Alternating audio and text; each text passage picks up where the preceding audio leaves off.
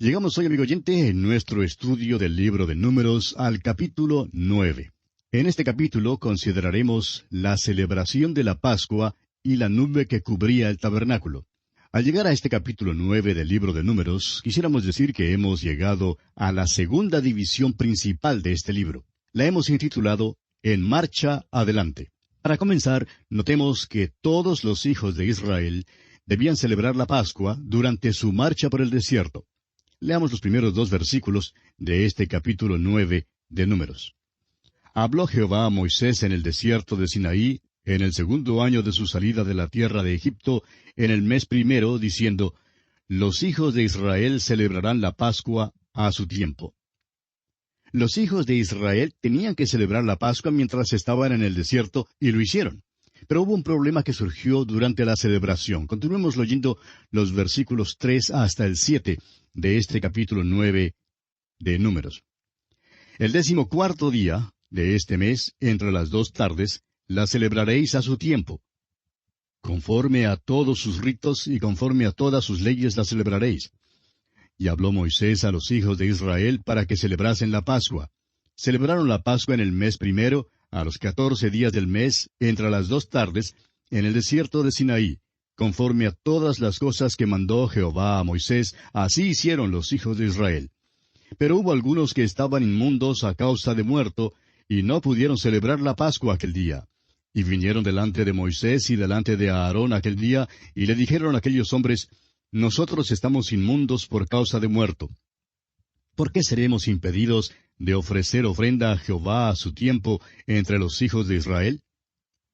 Había ciertos hombres que habían sido contaminados porque se habían acercado a un cuerpo muerto y por eso no podían celebrar la Pascua.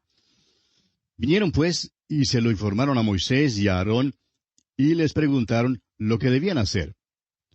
Y Moisés les respondió en el versículo 8 de este capítulo 9 de Números, y Moisés les respondió, Esperad y oiré lo que ordena Jehová acerca de vosotros. Ahora Moisés no acudió a ningún libro de reglamentos para el orden de las iglesias, tampoco acudió al libro sobre leyes parlamentarias que compiló Roberts. Moisés acudió directamente a Dios. Y repetimos, amigo oyente, lo que ya hemos dicho tantas veces, que hoy en día debemos acudir a la palabra de Dios. Ella es la autoridad para el Hijo de Dios. Ahora nos damos cuenta que habrá diferentes ideas en cuanto a la interpretación de la palabra de Dios. Por eso debemos estudiarla y ser sensibles en cuanto a nuestra interpretación de ella. Continuemos ahora con los versículos 9 al 11 de este capítulo 9 de Números. Y Jehová habló a Moisés diciendo, Habla a los hijos de Israel diciendo, Cualquiera de vosotros o de vuestros descendientes que estuviere inmundo por causa de muerto o estuviere de viaje lejos, celebrará la Pascua a Jehová. En el mes segundo, a los 14 días del mes, entre las 2 tardes la celebrarán. Con panes y levadura y hierbas amargas la comerán. El Señor no quería que ninguno del pueblo se quedase sin celebrar la Pascua. El pueblo debía posponer la celebración de la Pascua por un mes. Además, en los versículos 12 al 14, Dios dio las instrucciones siguientes que recalcan la importancia de esta festividad. Leamos estos versículos 12 al 14 de Números capítulo 9. No dejarán del animal sacrificado para la mañana, ni quebrarán hueso de él, conforme a todos los ritos de la Pascua la celebrarán. Mas el que estuviera limpio y no estuviere de viaje, si dejare de celebrar la Pascua, la tal persona será cortada de entre su pueblo, por cuanto no ofreció a su tiempo la ofrenda de Jehová, el tal hombre llevará su pecado. Y si morare con vosotros extranjero, y celebrare la Pascua a Jehová, conforme al rito de la Pascua, y conforme a sus leyes la celebrará. Un mismo rito tendréis, tanto el extranjero como el natural de la tierra. Y llegamos ahora a una división natural de este capítulo. Pues los versículos siguientes, los versículos 15 al 23, explican en forma histórica lo que acontecía con la columna de nubes que se levantaba sobre el tabernáculo. Columna que de día era de nubes y de noche era de fuego. Leamos primero los versículos 15 y 16 de este capítulo 9 de Números. El día que el tabernáculo fue erigido, la nube cubrió el tabernáculo sobre la tienda del testimonio, y a la tarde había sobre el tabernáculo como una apariencia de fuego hasta la mañana. Así era continuamente, la nube lo cubría de día, y de noche la apariencia de fuego. Los hijos de Israel tenían una nube que les cubría. Era la gloria Shekinah. Es esta la que hizo a Israel diferente de cualquier otra nación. En realidad debemos decir que esta era solo una de las muchas cosas que estableció la diferencia entre Israel y cualquier otra nación. Cuando el apóstol Pablo escribió a los romanos, queriendo darles algunas de las marcas de identificación de los israelitas, escribió lo siguiente en el capítulo 9 de Romanos, versículos 4 y 5. Dice así: que son israelitas, de los cuales son la adopción, la gloria, el pacto, la promulgación de la ley, el culto y las promesas, de quienes son los patriarcas, y de los cuales, según la carne, vino Cristo, el cual es Dios sobre todas las cosas, bendito por los siglos. Amén. ¿Se fija usted? Pablo también menciona la gloria. Los israelitas, pues, fueron los únicos en toda la historia de la humanidad que jamás tuvieron con ellos la presencia visible de Dios. Leamos ahora los versículos 17 al 19. Cuando se alzaba la nube del tabernáculo, los hijos de Israel partían, y en el lugar donde la nube paraba, allí acampaban los hijos de Israel. Al mandato de Jehová los hijos de Israel partían, y al mandato de Jehová acampaban. Todos los días que la nube estaba sobre el tabernáculo permanecían acampados. Cuando la nube se detenía sobre el tabernáculo muchos días, entonces los hijos de Israel guardaban la ordenanza de Jehová y no partían. Moisés no era el que decidía si tenían que marchar hoy o mañana, ni si se quedaban en el campamento durante algunos días. Era Dios mismo quien lo decidía. Debemos reconocer, amigo oyente, hoy en día que el Señor Jesucristo es la cabeza de la iglesia. Él es quien debe guiarla.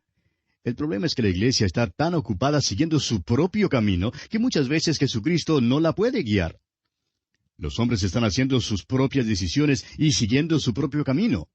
Pero Cristo, amigo oyente, todavía es la cabeza de la iglesia y los que son de Él le seguirán.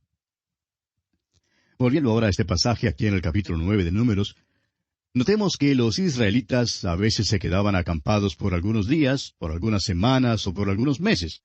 No olvidemos que estuvieron en el desierto por 40 años. Leamos pues los versículos 20 al 23 de este capítulo 9 de Números. Y cuando la nube estaba sobre el tabernáculo pocos días, al mandato de Jehová acampaban, y al mandato de Jehová partían. Y cuando la nube se detenía desde la tarde hasta la mañana, o cuando a la mañana la nube se levantaba, ellos partían. O si había estado un día y a la noche la nube se levantaba, entonces partían. O si 2 días, o un mes, o un año, mientras la nube se detenía sobre el tabernáculo, permaneciendo sobre él, los hijos de Israel seguían acampados y no se movían. Mas cuando ella se alzaba, ellos partían. Al mandato de Jehová acampaban, y al mandato de Jehová partían, guardando la ordenanza de Jehová, como Jehová lo había dicho por medio de Moisés. Cuando la columna de nubes se alzaba por la mañana, sabían que era un día en el cual iban a viajar. Los levitas entonces desarmaban el tabernáculo y creemos que podían desarmarlo en unos 30 minutos. Esta columna de nube y la columna de fuego era la gloria Shekinah, como lo hemos dicho, que estaba en el tabernáculo. Más tarde en la historia, esta gloria fue levantada. En el Evangelio de Juan, se nos dice en el capítulo 1, versículo 14, y vimos su gloria. No fueron muchos los que la vieron, amigo oyente. Jesucristo puso a un lado su gloria cuando vino a la tierra. No puso a un lado su deidad, pero sí puso a un lado su gloria. El Señor Jesucristo vino y habitó entre los hombres, y ellos vieron su gloria. Cuando Él venga de nuevo, entonces todos verán la gloriosa señal del Hijo del Hombre en el cielo. Vendrá con toda su gloria. Ahora, esa señal no es para la iglesia. Nunca se nos ha dado la presencia visible de Dios. Se nos da la presencia interior de Dios, el Espíritu Santo que mora en nosotros. El Espíritu de Dios mora en el creyente hoy en día, amigo oyente. ¿Qué verdades más maravillosas hay aquí para nosotros, amigo oyente? Y así pues, concluimos nuestro estudio del capítulo 9 de Números. Y llegamos ahora al capítulo 10. En este capítulo 10 encontramos las trompetas de plata, el orden de marcha.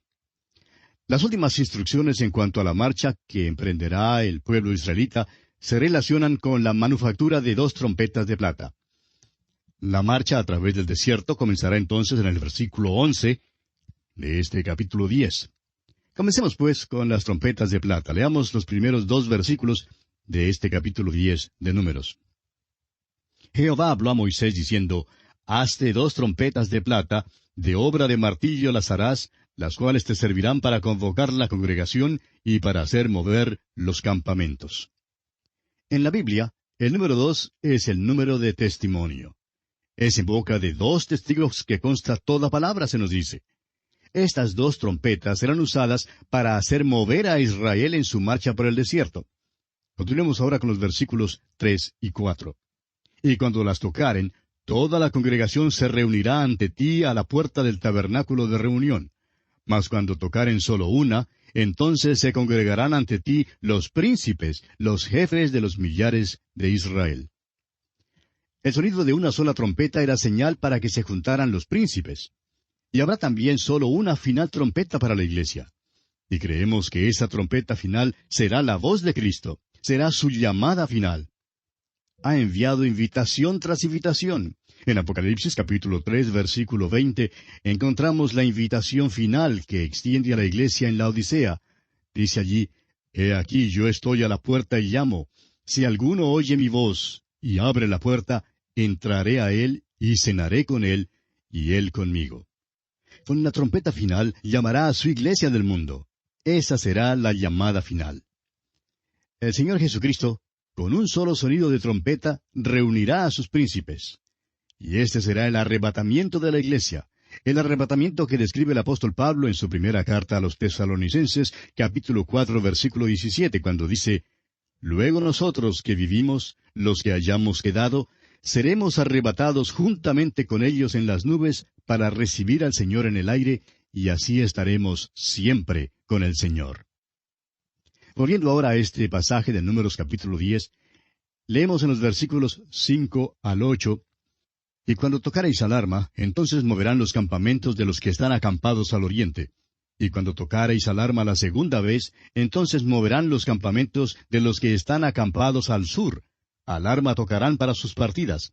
Pero para reunir la congregación tocaréis, mas no con sonido de alarma. Y los hijos de Aarón, los sacerdotes, tocarán las trompetas, y las tendréis por estatuto perpetuo por vuestras generaciones. Otro uso de las trompetas era para tocar alarma en caso de guerra. Continuemos con el versículo 9. Y cuando saliereis a la guerra en vuestra tierra contra el enemigo que os molestare, tocaréis alarma con las trompetas, y seréis recordados por Jehová vuestro Dios, y seréis salvos de vuestros enemigos. Creemos que estos fueron los instrumentos que los hijos de Israel tocaron cuando marcharon alrededor de la ciudad de Jericó. Ahora, las trompetas también eran usadas para marcar ocasiones especiales que debían ser celebradas. Leamos el versículo 10. Y en el día de vuestra alegría, y en vuestras solemnidades, y en los principios de vuestros meses, tocaréis las trompetas sobre vuestros holocaustos y sobre los sacrificios de paz, y os serán por memoria delante de vuestro Dios, yo, Jehová vuestro Dios. Estas trompetas eran hechas de plata, un metal que simboliza la redención.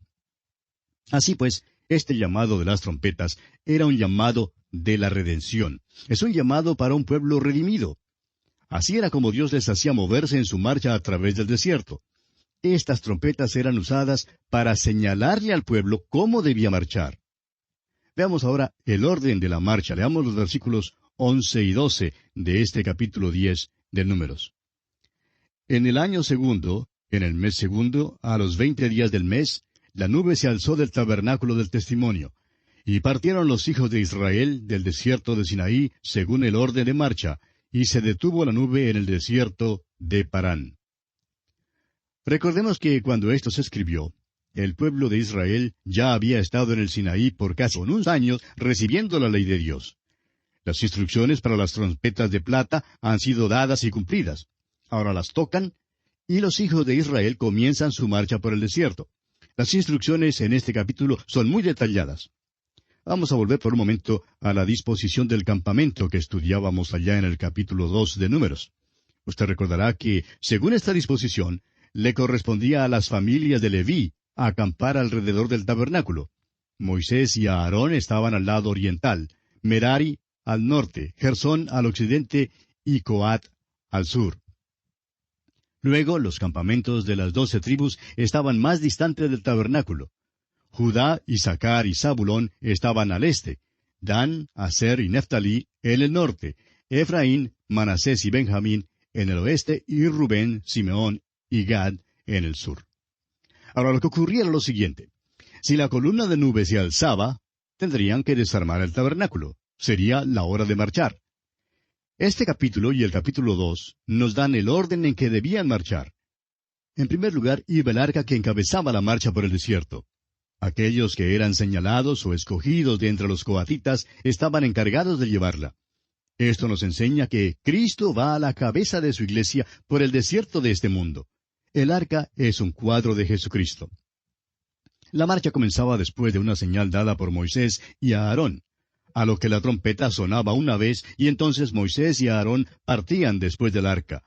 La trompeta entonces sonaba de nuevo y los de la tribu de Judá tenían que dirigirse hacia el oriente, seguidos de Isaacar y Zabulón, que marchaban junto con ellos. Después vendrían Gersón y Merari, quienes estarían llevando lo que les correspondía del tabernáculo. Ellos llevaban las cosas más pesadas, tales como las tablas, las barras y las cortinas. Luego sonaba la trompeta otra vez, y Rubén, con Simeón y Gad, salían. Cada uno debía marchar bajo la bandera de su clan. De nuevo sonaba la trompeta, y los coatitas seguían. Estos llevaban todos los muebles del tabernáculo, menos el arca. Recuerde que el arca ya estaba más adelante, a la cabeza de la marcha. Ahora todos los muebles tenían que ser llevados, colgados por anillos de las estacas que los israelitas llevaban sobre sus hombros. La trompeta sonaba ahora una vez más, y Efraín salía entonces con Manasés y Benjamín. Por último salía Dan con Aser y Neftalí, quienes estarían bajo la bandera de Dan.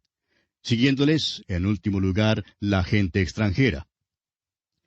Y bien, amigo oyente, tenemos que detenernos aquí en esta ocasión, porque nuestro tiempo ya se ha agotado. Continuaremos, Dios mediante, en nuestro próximo programa. Será pues hasta entonces, que Dios le bendiga ricamente.